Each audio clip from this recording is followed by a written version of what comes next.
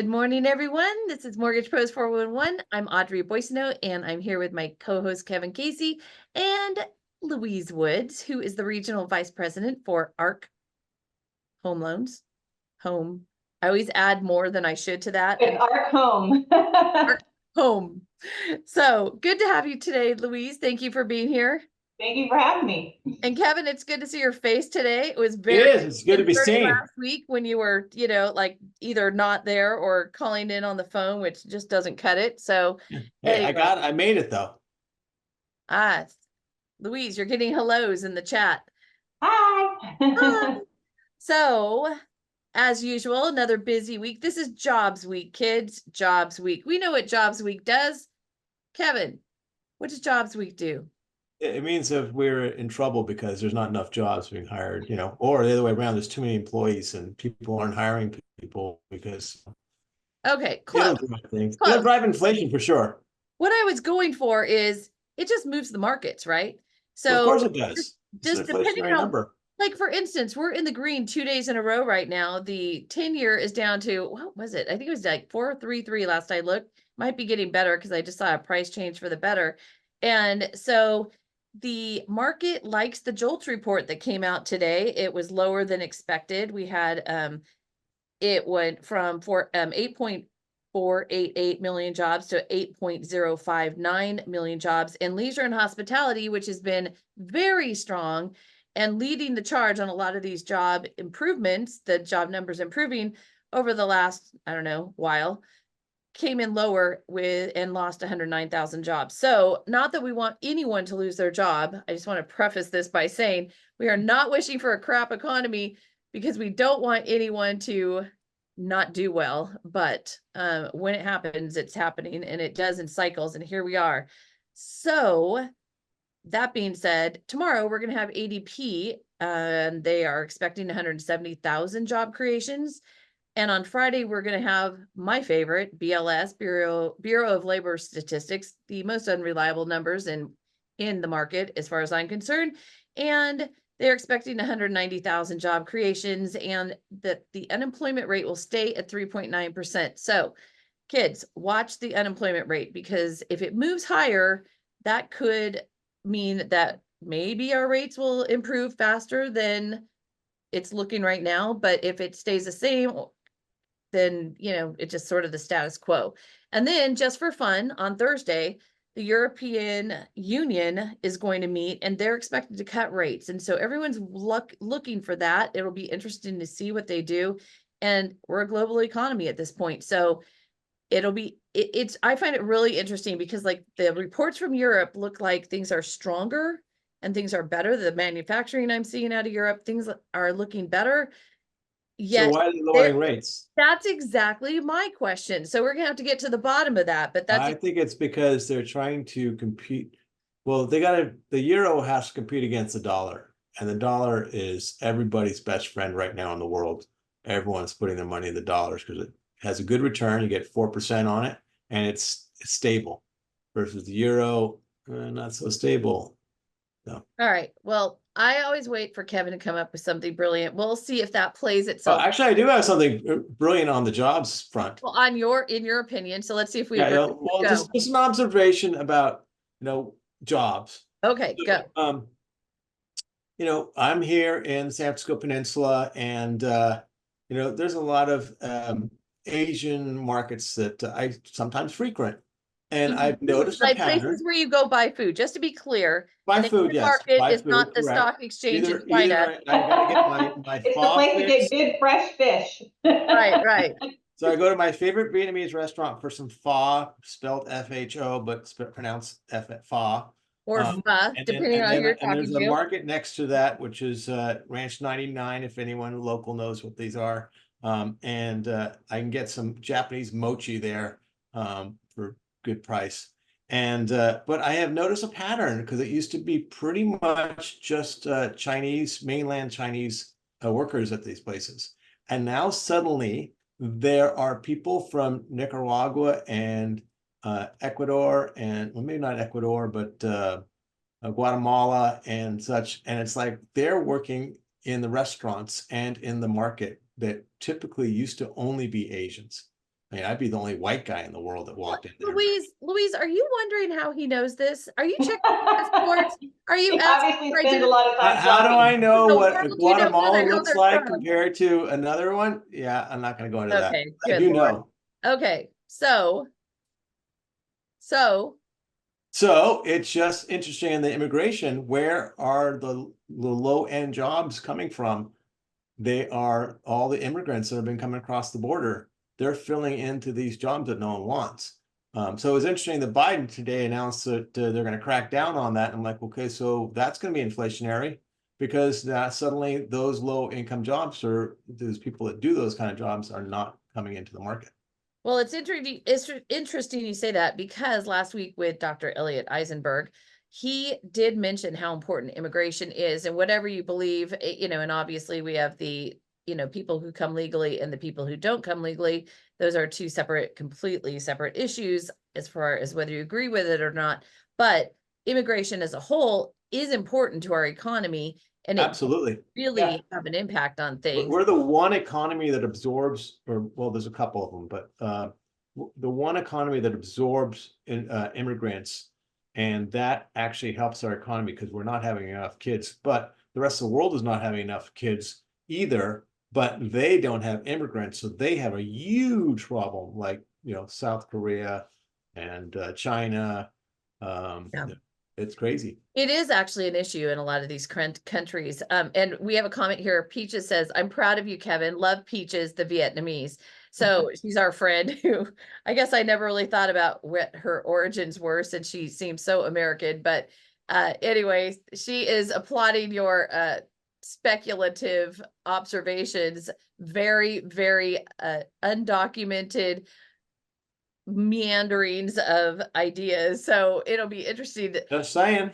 Jill James said, she goes, never mind the farm workers. And I would just like to state that I credit my time in the fields when I was younger, working along. I'd get up at 4 o'clock in the morning and go with my Mexican friend with her family to the fields and pick garlic and strawberries. I worked so hard. They work amazingly No hard. money. I feel to get 60 cents. It was 5-gallon buckets. You had to fill up 3 of them, dump them in a burlap bag, and that was 60 cents. And God help you if it had rained and there was mud on the garlic, because you had to get that off. It was a nightmare. And so it was such hard work. And so you go there at the crack of dawn, and by noon it's blazing hot. It was backbreaking. So anyway, so I'm like, who wants to do that? And then I would go from there. I'd go home, I would take a shower, teach private violin lessons, and then go to work at night at Hasty Freeze, which was this little hole in the wall burger joint. I was a worker, but I think I really gained an appreciation for actual hard physical labor. Hard work. Yeah, it's good. Yeah, things I don't want to do again is a very big list. So anyway, so there you go. It is there. Okay, where were we? We were talking about jobs. Okay, and we were talking about employment, and actually initial jobless claims were up last week, 3,000 to 219,000, and continuing claims were up 4,000 to 1.79 million. Those are people who are still on the books. So it you know, again, everything keeps changing, and everything keeps, you know, you never know what's going to happen next, but at least we have appreciation, right? So CoreLogic and ICE, which used to be Black Knight, came out with April home price insights, and CoreLogic was up 1.1% month over month, and ICE was up 0.9 month over month. Those are 5.3% year over year and 5.1% year over year. So the home price appreciation is still solid, which is interesting when you see headlines like home prices are slipping in Florida, Arizona, and Texas. And so we are hearing things from around the country where not every state and region is the same, right? Louise, are you seeing that too? I mean, we're seeing it in exactly some of those states that you mentioned, but also kind of on the higher end too. We recently had a home loan that was coming in through Newport Beach, California, and it was upwards of like 6 million was the purchase price, and it wasn't appraising. You know, it was coming in at like 5.6, 5.4. Which is unusual for that area because it's, you know, obviously high demand, you know, high net worth. But we are seeing on the high end that values are softening as well. Well, I think too that you have comp issues. There aren't enough comps. Yes. Because there isn't enough inventory. There aren't enough sales. There aren't enough of many things, right? So Right. I've also seen, so I have some buyers who have been looking and got into contract over the weekend, but they put an offer on a place that a year ago was listed for 6 million, and then it was when they put an offer on it, it was listed for just under 4, right? Oh. So, but it was because the woman who owns the property thought her property was worth more than it was worth. And so this is what I think we're seeing too, is we have realtors who are unable to check their sellers. And so these properties get listed for much higher than they should have been. And because the sellers think, oh, it's a seller's market, I can do whatever I want. And then that is not what the place was actually worth. So if you have a seller who's listening to their realtor and they're getting good advice, then that it's a whole different ballgame I'm seeing. So anyway, so my clients, what did my clients offer on that one? It was some crazy thing, like in the low 2s maybe. And the lady did, because this listing agent was on board with this whole process, because she's like, I just want to see what the seller would say. Well, she wouldn't even respond. Yeah. So She her was property insulted. is just sitting there, right? And I said, what do the comps say? So, and then the same thing happened over the weekend on the other side, because I have a buyer and they wanted a certain house in a certain location, and they also had a certain price in their head. So there was a place, it was listed for 2.8 something, and the sellers had just lowered it to 2.5 something. And my buyer wanted to go in at 2.1. And that's where and a lot of times I'm like, okay, the first one, I'm like, all right, well, let's see what happens. It's an experiment with this whole thing. This one though, I said, let me ask you a question. If you offer 2.1 and then they'll have an open house this weekend at this new lower price and you miss out on it, are you going to cry? Yeah. And do you expect that you are going to find a house that's the same or better for less later? You have to think about that. And if you do, okay, go in at 2.1. But if you don't, and this is something that you are really serious about, then you might want to reconsider. And the realtor was like, thank God, thank you. And And they anyway, got it. well, they went in at 2.4. We settled at 2.5 something, and they're in contract, and we're going to close in Nice. 13 days now. So it is really interesting out there, but we as LOs have to be part of the conversation so that people are not being ridiculous. So Well, it's and that's the point. To your point, I mean, you need to be cautious of the price, right? You want to go in and know what you're paying for property. But also, how effective is the interest rate? What's the actual payment, right? Are you going to lose a loan or a home that you really want because the loan, the interest rate's a quarter or even a half a point higher than in your head you think your rate should be? Those kinds of things. So all of it comes into play. You got to look at the entire picture. And as you know, loan officers really need to talk their clients through that and understand what's the price, what am I putting down, what am I investing into it, what's going to be the monthly payment, and overall, what does this look like? Right. And I said to him, I said, what do the comps say? Yeah. I mean, not what do you want to offer? What do the comps say? Do you think the value is there? And so again, after that, and he's a numbers guy. Like, this is a guy who consults all the experts with, thank God. So he's talking to his CPA, he's talking to his financial advisor, he's talking, so I said, did you plug the property taxes into the calculator? Because he's going to do the Prop 19 tax transfer because he's over 55. So, and again, this is a guy who's giving up a rate in the 2s that he has currently. And he knows that once we're in this, that his rate is much higher. So it's a very interesting conversation. It's been over a number of months. We're finally here close to the finish line of this part of it. And then, but again, it's not just a push a button, get a loan. It's a strategize. What are you talking about? Right. What do are you using real numbers? Don't just allow them to slap you around and, think that they're right because you don't say what is real, right? Well, I'm of the belief that, there's two parties here. There's the client you're serving, but also yourself. You don't want to be wasting your time writing out pre-approval letters and having them not get in the contract. And then they get disheartened and they don't ever buy anything. And it's like, okay, why did I do all this stuff here? Kevin talks about that much more than I do. Go figure, right? So he's definitely, which probably is, I'm over here wait, where's my hand? I'm over here and he's way over there, right? So there's probably something a little closer to the middle that makes more sense for both of us, because I should be asking more questions about what about my time, and all I care about is what about them. So when we're talking about, I'm curious, Louise, so you are, Arc Home does non-QM. That is We your do. focus. That's And our focus. We do all product from A to Z, basically, Fannie, Freddie, FHA, VA, you know, but basically our focus is non-QM. okay, so tell us what you're seeing in your end of the market. What is working, what's not working? Like what is great right now in non-QM? Well, I think just the knowledge that is getting out there more and more about the products, right? So that more consumers actually know that non-QM exists, right? So a couple of years ago, we would have been having this conversation, and there's maybe 10% of the overall market that knew what a non-QM loan was. I think today maybe we're more at like 30 to 40%. We still have 60% of the market that doesn't know about non-QM. So we Yes. have a lot of education still to do, but it's definitely growing, and it's growing in popularity. A lot of choices, a lot of creativity, and a lot of different ways to qualify for these homes. I am going to say once again, we're June 2024, and the Yep. only conventional loan I've closed to date this year is a $50,000 HELOC.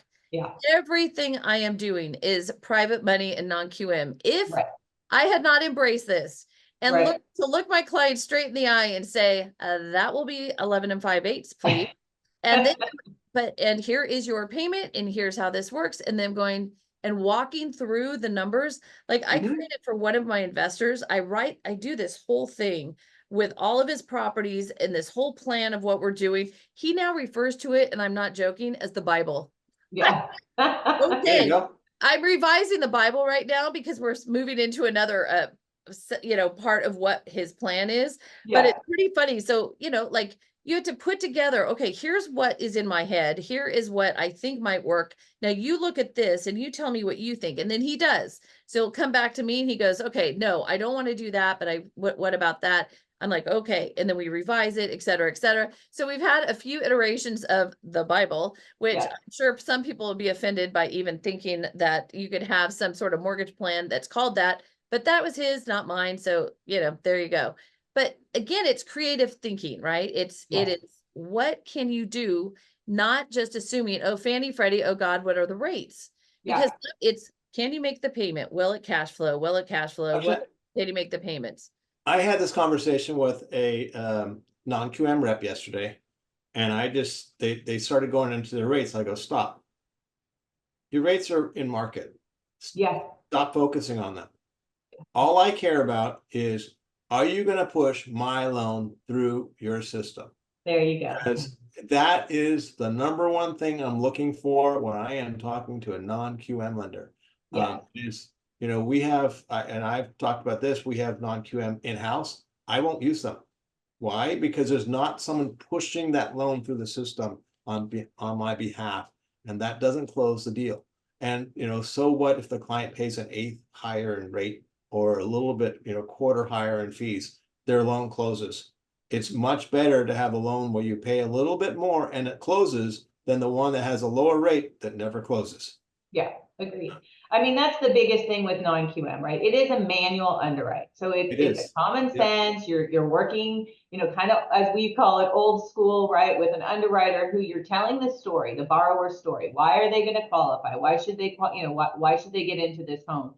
And I mean, obviously there's number crunching that needs to happen, but there's a lot of creativity and different ways that you can get these borrowers to qualify and different income sources that you can use. So trusting your lender, number one, and working with a lender who's experienced in non-QM, and having a relationship with your account executive, right? Absolutely. Actually having those upfront conversations of how do I structure this loan to benefit my borrower, right? Do you know how much I love hearing you say that, Louise? Because we are seeing this so much. We are seeing the AEs go from one place to the next place to the next place. And so if you're a non-QM AE and all you think about is rate, that's not good. You need to be thinking guidelines. How do I structure deals? How do I get it done? Right. If you're working at a place who doesn't value you and your ability to do that, that's a problem. So a lot of the companies aren't valuing their AEs properly, in my opinion. and they think, oh, well, we can just either do it ourselves, we can do it in-house, we don't really need them, they're not that important. Oh, we'll just use them to pump up our database and then we'll dump them. I mean, we're Yep. seeing all sorts of crazy I see stupid that one a stuff. lot. What? Yeah, I see that one a lot. And it's such a disconnect for us from an LO perspective, knowing who you can call, who you can count on, who's going to tell you the truth, who knows really where to go within their company to find out, because you're always going to come up with some weird thing that nobody's ever heard of before. You got to go figure it out. So tell us how, I mean, so thank you for valuing the AE and how important they are. Yeah. So what are you seeing on your end as far as like what kind of loans are coming in that are interesting or something that is out of the box that you're able to do that is helping someone? Yeah, so I mean, the majority of what we do are bank statement and DSCR. So that's, as far as a product goes, that's the majority of our volume, right? So you know, that's typically what we're seeing. However, where, you know, my AEs come in and where the creativity comes in are, you know, helping borrowers, you know, qualify, right? They think they can't qualify. We had one just this last month. The gentleman worked for the city maintenance department, was a W-2 employee, and had a good salary and made good money. However, when the loan officer went to do the DTI, right, you know, let's see what you qualify for, they didn't qualify for a home that they wanted to buy in the area that they wanted to buy it. And so it was now a conversation. So my account executive went through with the LO and said, hey, do they have any other income, any other assets? What else do they have? And it found out that this gentleman had ran a small landscaping company, maintenance on the side on the weekends, and had a small crew that went around and just did, you know, mowing of lawns and clipping of bushes and some simple things for, you know, landscape maintenance. And he had, you know, his regular maintenance license. And so we were able to couple the W-2 income with bank statement self-employed income, meaning averaging the income that was coming in his bank statements for cash flow, combining both of those together, and now he qualifies, right? Nice. So the LO had no idea that they could even count that income. In fact, they had the conversation with that borrower and said, oh, no, I can't use that income, because they were thinking Fannie Freddie. And you know, it's like, no. On paper, now, did he have a pay stub that he could show weekly to show you what that income was? Absolutely not, which is why you go bank statement, because now you're looking at the cash flow that's coming in annually versus, you know, that weekly or monthly paycheck. That's a great example. And so you can layer things along with W-2s like asset depletion and all sorts of things, right? Absolutely. So if that same borrower, let's say he had the W-2, he had the side company, and then he happened to have, you know, $50,000 or $100,000 in stock, you could also take that by 60 months, which is our asset utilization program, and add that to the income as well. So yeah, you can layer income. And that's really the big part about non-QM. I would say the majority of loans that we're doing today, the borrowers have at minimum 2 income sources. Most people out there today have some sort of second or side job, side hustle, whatever you want to call it, right? Because we have all of these different, you know, entrepreneurial type, you know, online jobs and things that people can do from home, as well as have their Monday through Friday 8 to 5 job. So a lot of people out there today have more than one job. So if they've been doing this side job, do you require 2 years history? Like we do, we still require the history, yeah. So that makes sense. That's how do you document that? Excuse me? How do you document that history when they are self-employed? Depending, like, you know, in this landscape situation, he had the landscape license. I think it's like a C27, you know, license that he needed, or, you know, a city business license, any type of internet presence for 2 years. I mean, there's a lot of different ways. You can go to your CPA and just basically have them write you a letter stating that they've filed self-employment income for 2 years. Okay. A lot of different ways that you can do it. So we try and, you know, be as open-minded as possible with that. You're just looking that they had, you know, some sort of income from a self-employed source for 24 months. I've gotten pushback on that. The CPAs do not want to write letters. Oh, you know what? Just push them right back again. I got that same pushback. I do. I just said, stop. I'm not asking you to write anything illegal. I'm not asking you to write up some fake stuff. I'm asking you to state a fact that you work with your client for the last 2 years. Have you worked with your client for the last 2 or 3 years? Yes. Okay. Can you write that in a letter? Yes. I'm not asking you to do anything illegal. Can you just state that, please? And then I stop them right in their little track, and it's like, just shuts them down. Yeah. I don't care how, I've had some really highfalutin CPAs, and I was like, no, stop right now. You're not serving your client. You have, I mean, a lot of different ways. If you can't get a CPA letter, there are a lot of other ways. Like I said, different type of licensing, self-employment insurance, E&O insurance. I mean, there are all kinds of little things that you can just prove that, yes, I've been doing this for 2 So years. that is very interesting. So first of all, I just had this situation, and again, Kevin knows I do not take these things lying down. So when they said no, I'm like, seriously? Again, same thing. Like, I mean, you're not being asked to do anything illegal, and their insurance companies are telling them don't write any mortgage letters. That's the problem. And Yeah. so I said, you know, you are being asked to verify, have you filed taxes that they're self-employed for the last 2 years? You know, did you file a Schedule C? Yes. Did you? Okay, that's it. That's all we're asking, right? But what came into play in this particular situation was my client had filed a fictitious name business license, Okay. and the tax return did not reflect that name. And so when the CPA was saying they filed, you know, self-employed for the last 2 years, they didn't say the name that was on the fictitious name. Anyway, it was so convoluted and stupid. And we had an investor who may or may not have had their straight, who You I weren't will working with never. ARC on that one, apparently. But yeah, big mistake. But, well, you know why I went with this lender is there was no prepay. That's why. So there was a Yeah. very, very good reason, because this borrower is buying this property. They're going to do some work to it, and then they're going to refinance it pretty quickly. And so I couldn't have a year, 2, 3 year prepay. So this one particular place would do that, and boy, did we pay. Well, Oh, not all non-QM has prepay, so keep in mind, we have no prepay options as well. So, I mean, what's up? Are you serious? you're not Okay. required to have a prepay. Most of the prepays are actually on the non-owner stuff.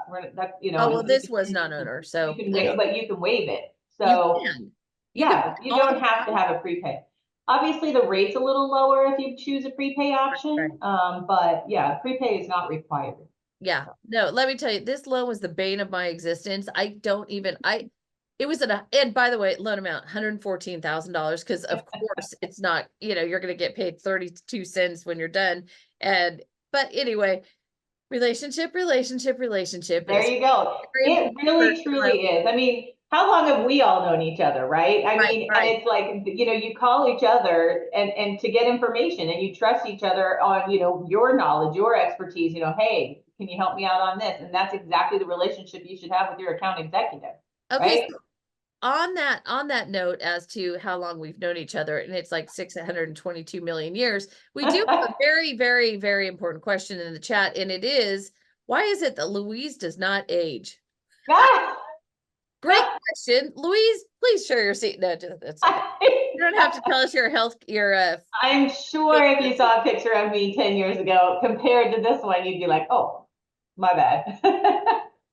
yeah. Thank Well, you. you know what though? This is another thing that's troubling right now that I'm seeing is we can't choose our AEs anymore. Like, companies are deciding for us who the AE is going to be for, you know, everyone. And we have these relationships that are so long and important, and they matter. And so, like, when you're talking to me, you know that what I'm going to tell you is true, right? Versus Right. when you're talking to someone else and you're like, well, you know, there could be some, you know, 50 other things that might pop up later that they're not telling me. It's, you know, when I'm talking to you, I know I'm going to get the straight scoop. I know that what you tell me is for real, and that if you can get something done, you're going to get it done. Right.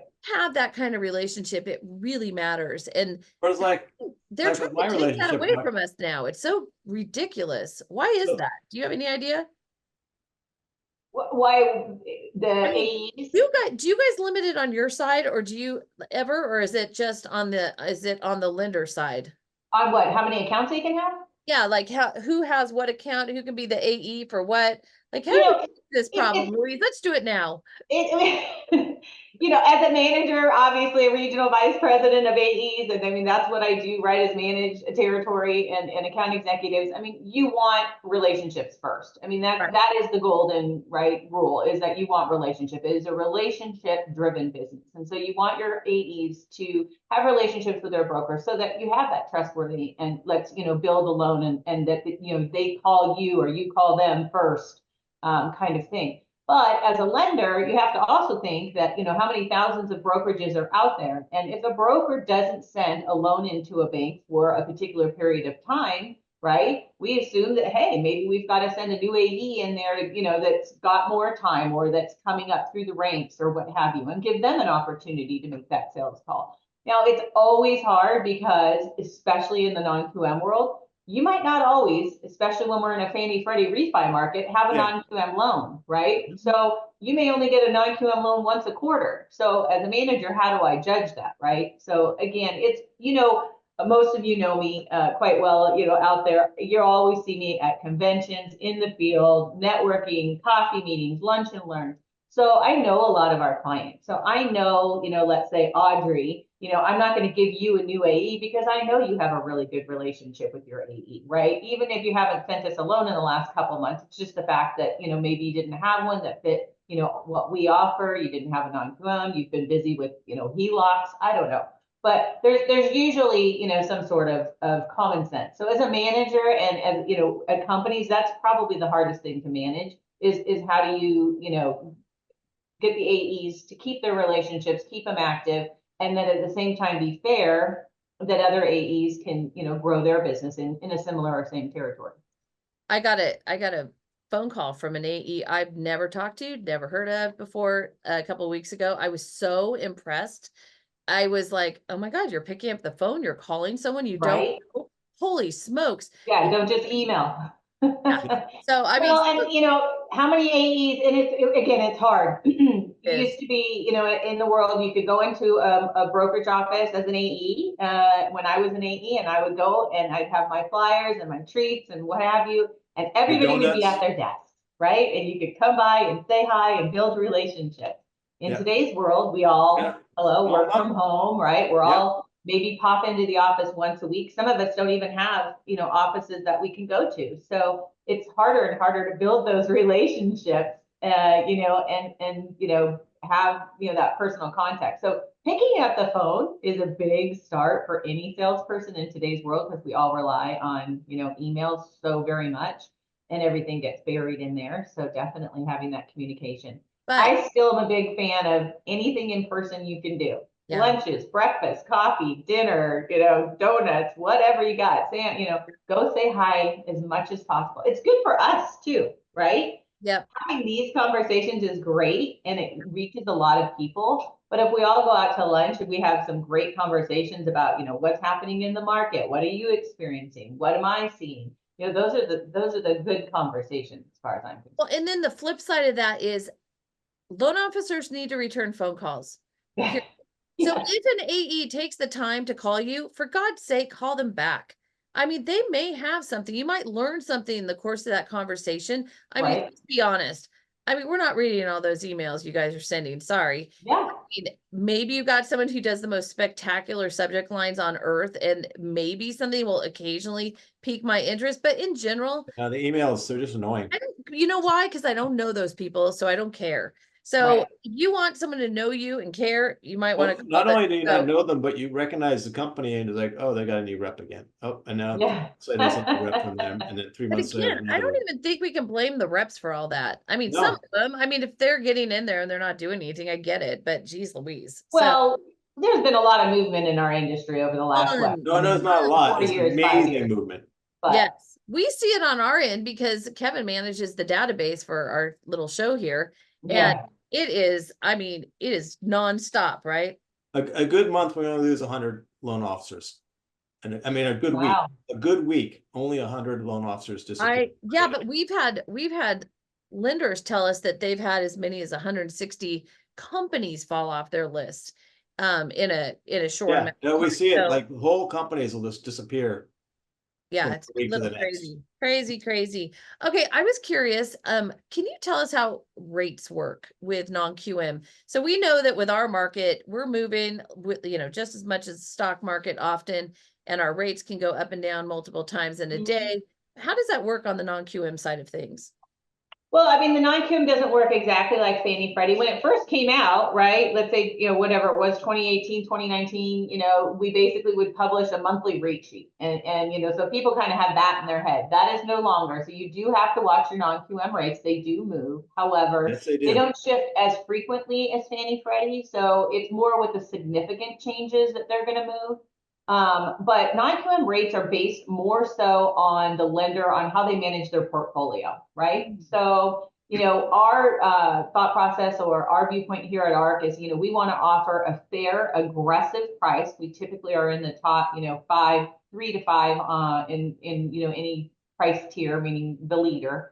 But we also want to keep it consistent, right? We don't want those rates jumping all over the place. Right. So the goal really is, when you're doing that portfolio management, is to keep an aggressive price so that you have a good rate to offer, but keep the pricing consistently. So the market movements are going to be based really more on the portfolio management strategies versus the actual market, like Fannie Freddie. Interesting. Yeah, because it doesn't feel like we get interday price changes from non-QM. Yeah, they're much more stable day to day. Yeah, interesting. Until that one day. What was that? Until that one day. Yeah, exactly. Right. Well, that's why I did the warning up front, right? So there are a big warning sign, guys, saying, do not tell that you still have to keep your eye on rates for non-QM. Right. Right, It's but true. obviously, if Fannie and conforming rates are going haywire, you expect non-QM to do the same. Yeah, you're going to see, movement. If, like I said, if it's significant, right? If you start seeing big moves in the Fannie Freddie market, you definitely are going to start seeing some moves in the non-QM market. It's So I true have a question until for it's you. not true. That's exactly. it's true until it's no longer true, and then it's not true. That is kind of what we deal with in our industry, right? It very much so, correct. Kevin, what were you going to say? So I want to go back to bank statement loans. So do you guys review bank statements to calculate income? Do you have a system for that? Absolutely. So yeah, right on our website, archhome.com, you can basically upload either 12 or 24-month bank statements, and we'll calculate the income for you. No problem at all. If I send you 24, will you calculate which one's better, the 12 or the 24 months? You'd have to send it in separately, but yes. Oh, you will? Yeah. Oh, interesting. I had somebody tell me that it was better just to do 12 months and 24 months. And so sometimes it is. It depends. You have to think about it, right? If you had a really good 18 months ago, 6-month run in your business, then your 24-month average could very well be better than your 12-month average. Okay, so right? let's talk about that for a minute then. So you're not going to look back and say, okay, well, just like with Fannie Mae, oh, your income 24 months ago was better, but we're not going to use it because now it's lower. You don't penalize them for it being lower now than it was then? Well, I mean, you're always going to look for declining income, right? As kind of a warning sign for credit risk, right? But within tolerances, this is the whole point of a bank statement. It's an average. You're looking at average overall business cash flow. So, yeah, you're going to have peaks and valleys, right? Let's just say, loan officers, realtors, technically we all tend to make more money in summer months, right? When it's busier. Than you might, in January, February. Right.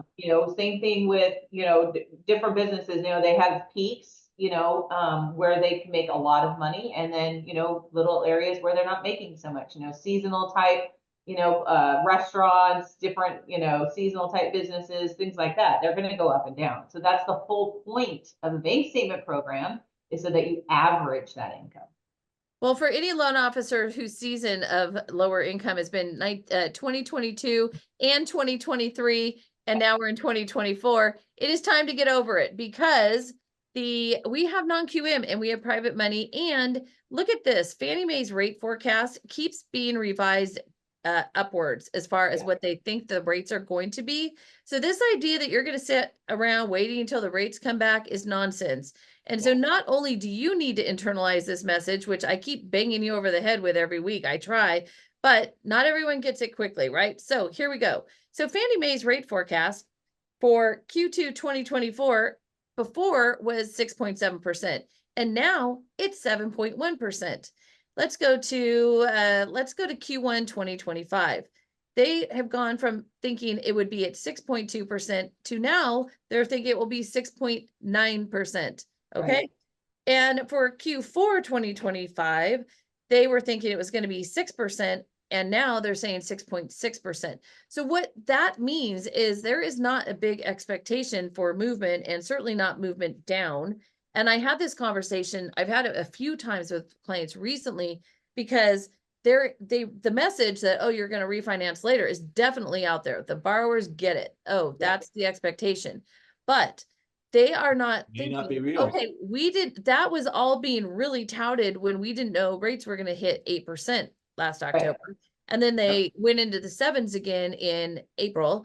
And so these highs that we're now having to come off of were not forecast to begin with. So when people were saying, oh, they'll be back in the 4s, back in the 5s, okay, maybe, but certainly not anytime soon that we're seeing. And when you have things like the PCE numbers that came out last week, which I think we should at least touch on, because we were waiting for this, right? This is the Fed's favorite measure of inflation. It came out on Friday, and nobody really thought there were going to be huge changes, and there weren't.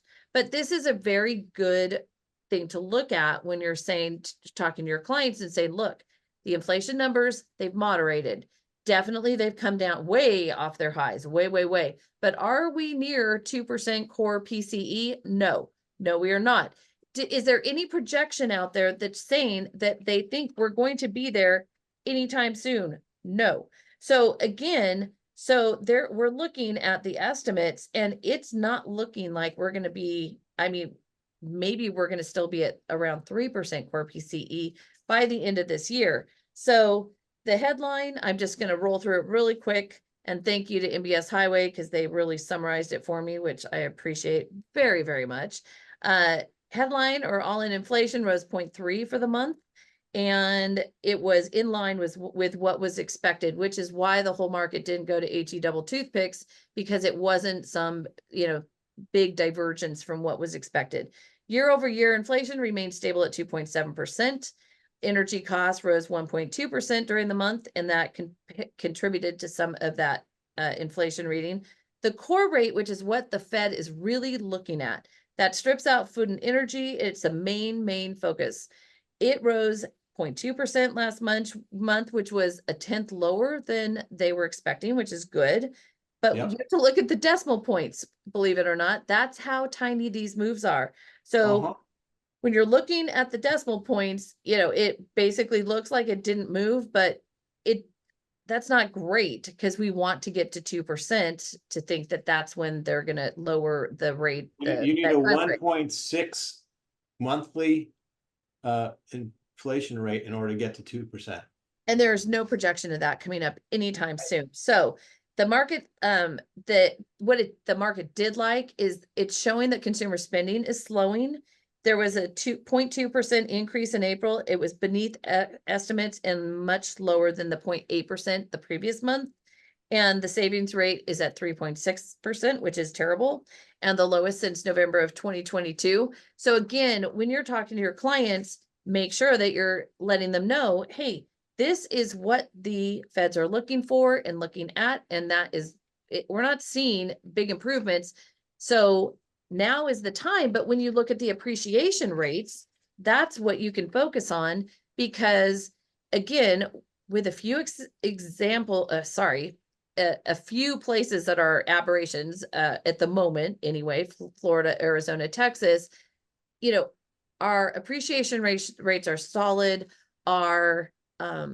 We have a solid housing market. And also it was interesting last week, they were showing that the median home price had increased, and a bunch of that was attributed to California, where there was a 34% increase in $1 million homes on the market, but a 40% increase in sales of over $1 million homes on the market. So, and again, I read this article that kind of made me a little crazy, because they're like, well, and this week this, and this week that, and this week this, and this week, 1 week doesn't make a trend. It doesn't tell you what is really happening in the market. Was that a short week where there were only 4 days? Was it a holiday? What is happening out there? And so it takes a little longer to be able to say, okay, it's all going to crap, or it's all, sunshine and unicorns. So just things to remember, right? Over volume for us as a lender is up, right? Applications are up. So that's good news. We're starting to more. we're starting to see a lot more purchase activity. We're starting to see, obviously, in different areas, more homes on the market. I think everybody can see that, you know, so we should have a pretty decent summer. Yeah, I mean, again, our inventory levels are a little better, and if the place is priced correctly, it sells, is what I'm seeing. Is that what you're seeing too, Kevin and Louise? Yeah, no, that's what I see. And although I saw one the other day that was priced the other direction, the realtor, I may have mentioned this last 2 weeks ago, but the realtor priced it a neighborhood where the homes are going for 1.8 million, and they priced it at 1.3.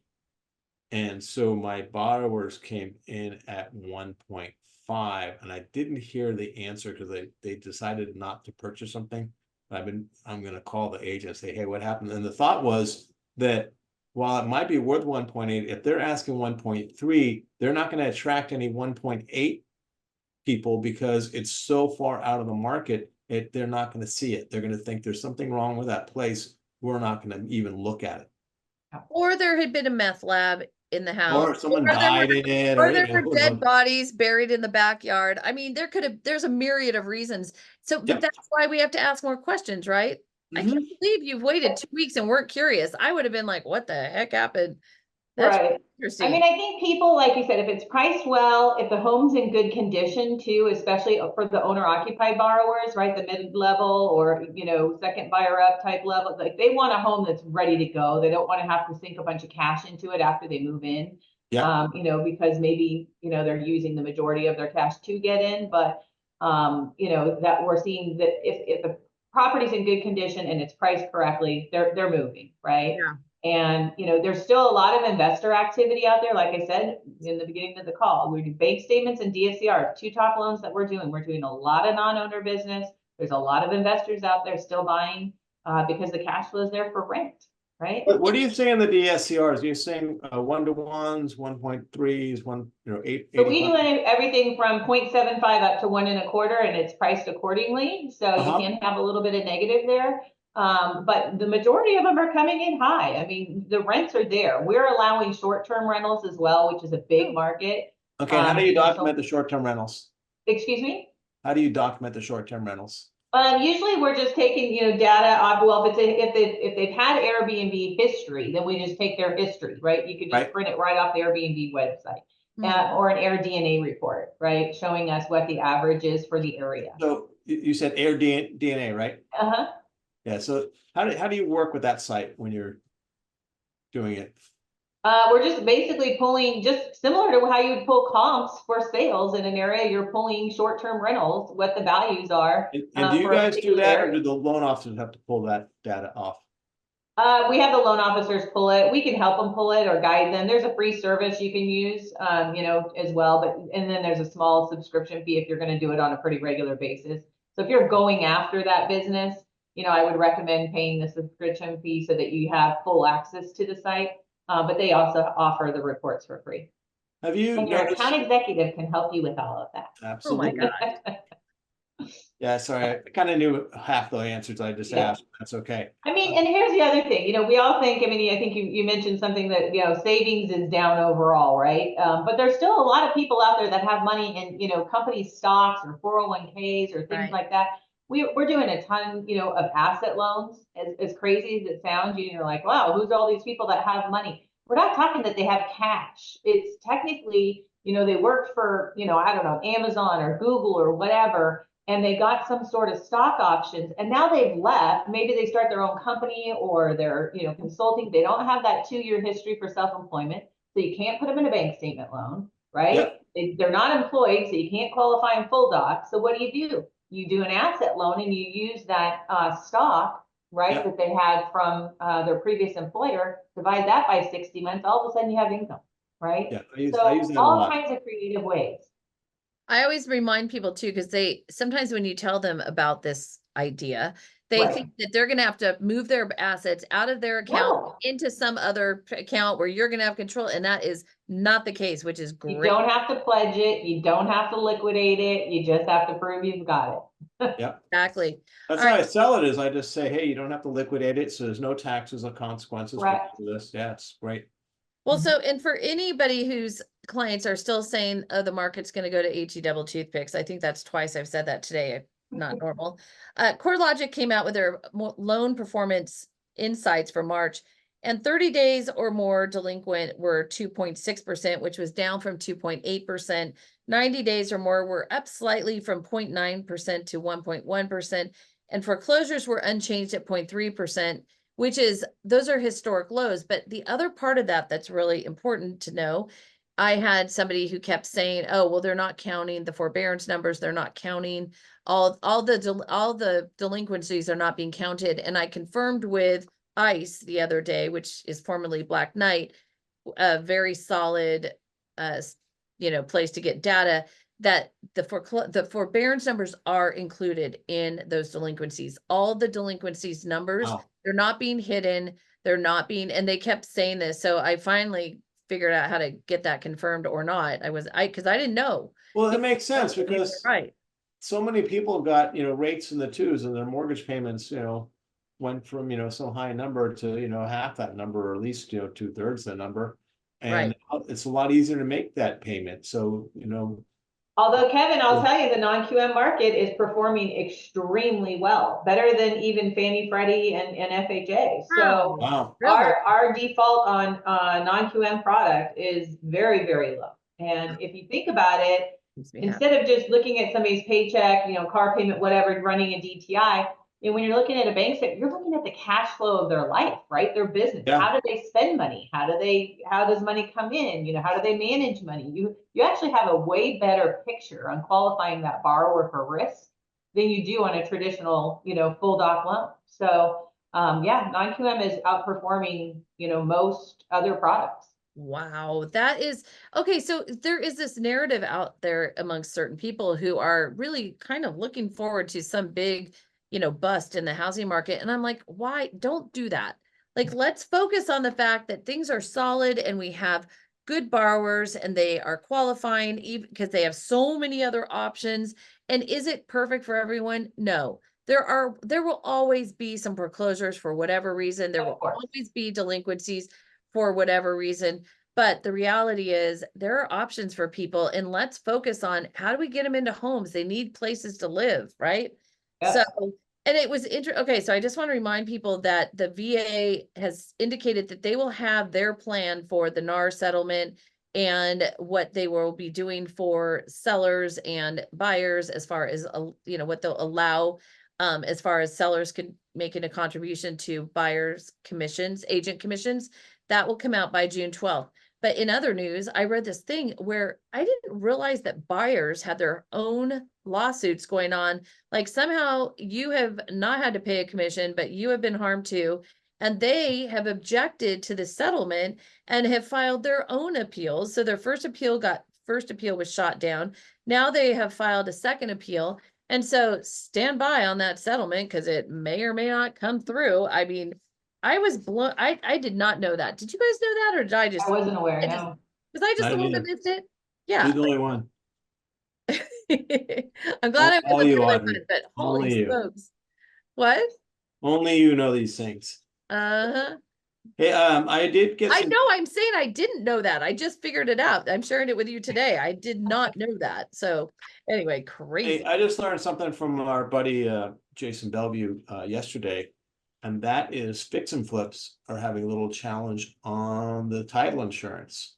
Yes. Oh, really? Yes. Yes, It's killing it. because of the mechanic liens that sometimes when they get these, there's some mechanic liens. So they're having to be really scrutinize the fix and flip loans. And that's he was actually talking to one of our previous guests, Scott Hensley over at Stewart Title, and got that kind of cleared up. Thankfully, he made the connection. So say hi to Scott if you happen And to- Jason's he's also one of the putting in guys the that can work it comments. out. So Yeah.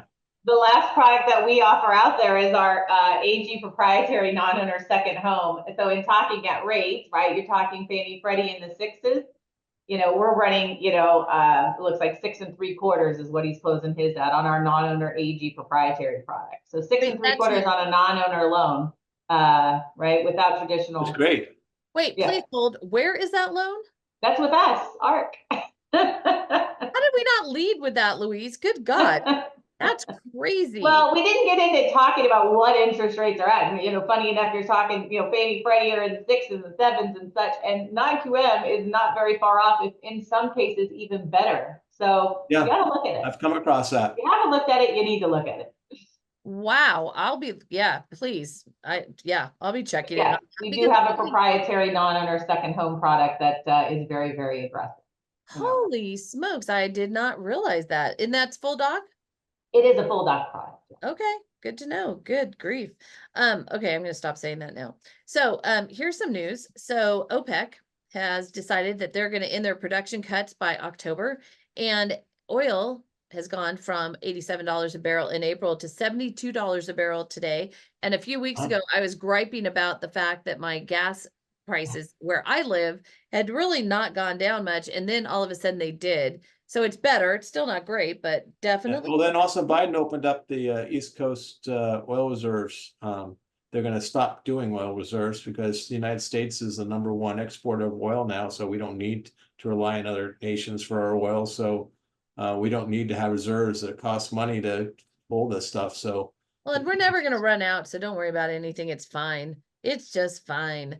So I just want to take a quick moment and just tell you I'm going through something with a family member right now. It's an elder abuse situation where they went on a dating website, don't even ask, and met some guy who is trying to scam them out of money. And it's really interesting to go through this process with somebody, and they're oblivious. Like, they don't want to believe it. They believe that that anyone who's trying to talk them out of this is trying to talk them out of having love in their life. And it's really tragic, but it is very interesting to see there are safeguards in place that the investment companies have. So, like, because of the way that they asked for the money and the amount that they asked for and the way they did it, there was an alert that went up at this investment company, and they set up an investigation. They notified the police. The police went and visited this person. It didn't have any effect whatsoever. She's furious and thinks it's somebody else, thinks it's their family member's fault. But at least those safeguards are in place. But it's very bizarre to watch the whole thing play itself out. And so, as much as you can get involved with your elders' finances ahead of time and help them and make sure there are some safeguards in place. So maybe it's very interesting, but just be aware of this. It really took me by surprise as far as how fast, because these scammers, they turn the victims on their families. They convince them, oh, they're out to get you. They only want the money. they just want your money. Yep. Yeah, it's literally it's tragic, and it's really heartbreaking watching it, like, right up close and personal. But it's something that we all need to be aware of. And you hear about it, you read about it, but until you've seen it, it's just not so real. And I'm hearing now that I'm in the middle of this with someone, I am hearing from financial advisors about people who've lost like millions of dollars, and then they're embarrassed, and they're this, and people who've lost everything and now they're destitute. So I know that you guys hear this on the news. It's not something that's new, but it's real. And make sure you're really on the lookout for your borrowers and your family members. And if there's some way for you to step in and help, at least try. May not work, but try.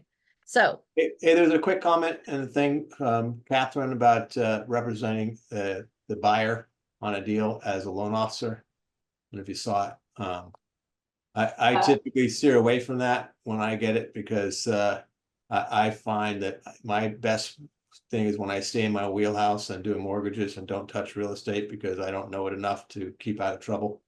But that's my 2 cents. So are they asking from a lender point of view how we view it? This is a relative. Yeah. So from our point of view, as long as they're representing one side, meaning you can represent the buyer on the real estate and the loan, but you can't represent the seller on any portion of it. So you just have to represent one side of the transaction. Do they have to have a broker's license then? Well, yeah, for real estate, you have to have a broker's license, or at least be sponsored by a broker. They can't just do it with a real estate sales license. You have to still be sponsored by a broker. Yeah, of course. But the other thing too is, remember, when it all goes to HE double toothpicks, and that's 3 people, 3 in one day. And these buyers and sellers seem to be very litigious these days. Guess what? there are less people to sue if they decide they want to sue.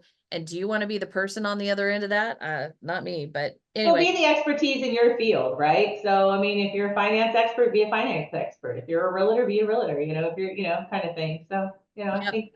So with that being said, make sure you go to our YouTube channel. Our friend Jason Bellevue, who does our YouTube channel for us, has gotten all of the different shows up there. And so Dr. Elliot Eisenberg's up there. We had a good appraisal show that you might want to catch. And so there's a lot of good information on there. And just a thank you to Gina Pasquini, who also helps every week with our flyers, etc.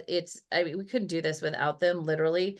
And we had a great show with her the first week of January, where she walked us through a bunch of marketing and Google things, Google business ideas. So catch those, but make sure you're using our Mortgage Pros 411 on YouTube. And Louise, it was a pleasure. Thank you. Yeah. Visit the Great website, seeing you, Louise. archhome.com. You know, please, if you want to reach out to me, pretty easy, lwoods@archhome.com. Happy to, you know, link you up with a great account executive that can help you put those deals together.